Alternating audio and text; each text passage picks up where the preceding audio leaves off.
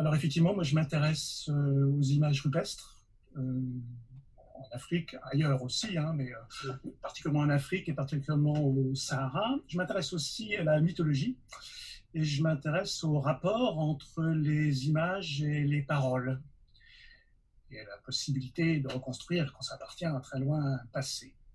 Et quand on est dans cette perspective, ben la coupure préhistoire-histoire fait très vite difficulté. Alors, pour vous revenir rapidement un peu sur des choses qui ont été abordées, on se souvient que c'est en 1851 que l'apparition de l'écriture a été proposée comme critère de démarcation entre les temps historiques et les temps préhistoriques par Daniel Wilson, qu'on appelait à ce moment-là un antiquaire, hein, dans une synthèse sur l'archéologie de l'Écosse. Et le terme a été repris ensuite une vingtaine d'années plus tard en France, par Sigismond Zaborowski-Moindron, qui a utilisé la même pierre de touche, le même critère pour distinguer histoire et préhistoire, en s'appuyant, dit-il, sur Littré.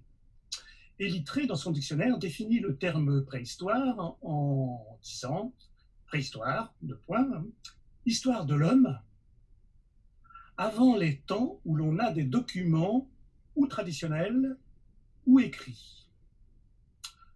Ce que je retiens, c'est que c'est un mot donc, qui est créé en plein milieu du 19e siècle, et un 19e siècle qui est caractérisé par le développement d'une pensée évolutionniste, linéaire, eurocentrique, et qui a construit toute une série de fausses dichotomies des sociétés modernes contre les sociétés traditionnelles, les sociétés dynamiques contre les sociétés statiques, l'oralité contre l'écriture, l'histoire contre le mythe ou l'histoire contre la mémoire, et l'histoire contre la préhistoire.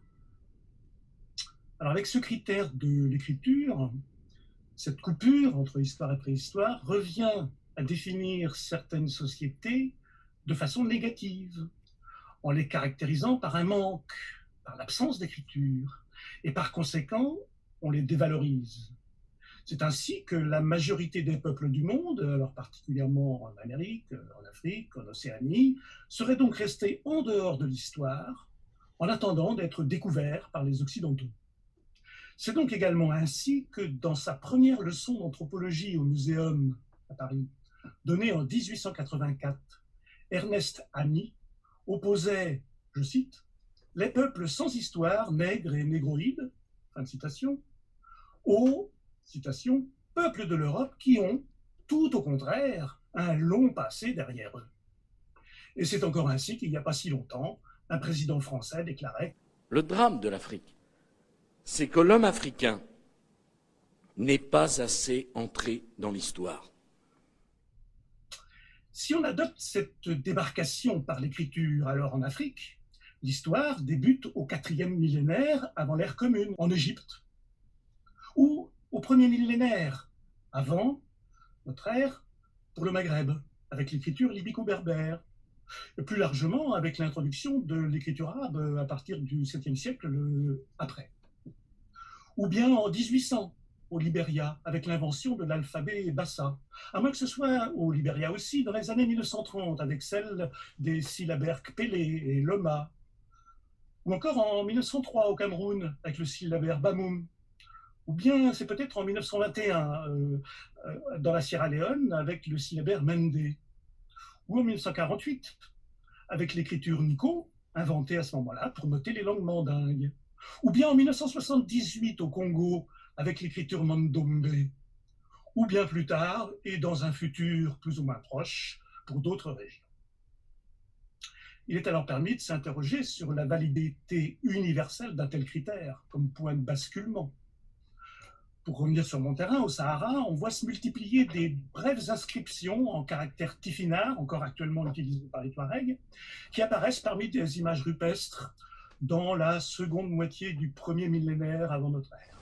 Tu vois quelqu'un qui laisse un message en tifinagh qui dit « Ewenek Bella, c'est une dame. Ewenek, c'est moi, Bella, Tenat », qui disent « je vais vous voir ». Elles apparaissent dans des ensembles d'images qui ne témoignent d'aucun autre changement visible. Mais leur examen a suscité des débats, disons, vifs, entre archéologues et linguistes pour savoir si ces textes étaient ou non associés aux images, comme si la présence de l'écriture impliquait forcément de passer dans un monde différent. D'autres ont cherché en vain à expliquer l'origine de ces caractères en reconstituant des étapes évolutives supposées conduire des figures dites naturalistes jusqu'à l'écriture, en passant par une schématisation progressive des premières, alors qu'il a été démontré que l'alphabet libyco-berbère fut en réalité construit et développé à partir d'emprunts phéniciens et puniques. De même, bien des spécialistes ont voulu voir une proto-écriture dans les images ou les signes paléolithiques, comme pour les réintégrer dans un univers prestigieux, celui de l'écriture, de la même manière qu'un Breuil, par ses relevés sélectifs et idéalisés des peintures, on a en tête celle d'Altamira, cherchait à les revaloriser en les rapprochant des chefs-d'œuvre égyptiens et grecs. Pourtant, d'un point de vue linguistique, la notion même de proto-écriture est dénuée de sens, puisqu'en ce domaine, l'invention et la première attestation ne peuvent être que simultanées, comme nous le rappelle Jean-Jacques Glasner, spécialiste de l'écriture cunéiforme, qui dit que l'écriture elle-même n'est que la mise en acte de l'invention. C'est forcément simultané.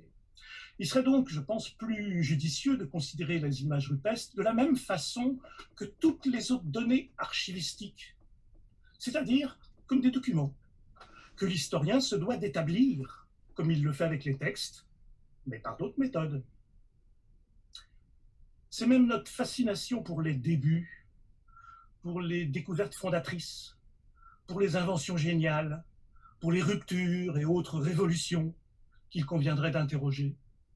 Car cette fascination-là conduit à favoriser le moment du début plutôt que le processus qui le précède et qui se déploie en son sein. En témoignent notamment nombre de tableaux chronologiques encore, où chaque culture s'efface subitement pour fort aimablement céder la place à la suivante, où chaque moment important, dont l'apparition de l'écriture, est marqué par un changement de couleur abrupt, sans estompe, sans fondu enchaîné entre les cases. Par ailleurs, du côté mythologique, Georges Dumézil a expliqué qu'il cherchait à élucider la période où mythe et histoire tendent à se confondre, et il l'a appelée ultra-histoire. Des récents développements en mythologie comparée ont confirmé qu'un certain nombre de récits transmis oralement ou enregistrés avec des techniques modernes ou notés par écrit remontent probablement au néolithique et que leur étude permet de contribuer à l'histoire du peuplement du globe. De ce point de vue, que ces mythes soient écrits ou non n'a pas la moindre importance. Pour dénommer ce type de reconstruction réalisée à l'aide d'autres moyens que l'archéologie, le caucasologue Georges Charachidze utilisait quant à lui le terme d'antéhistoire.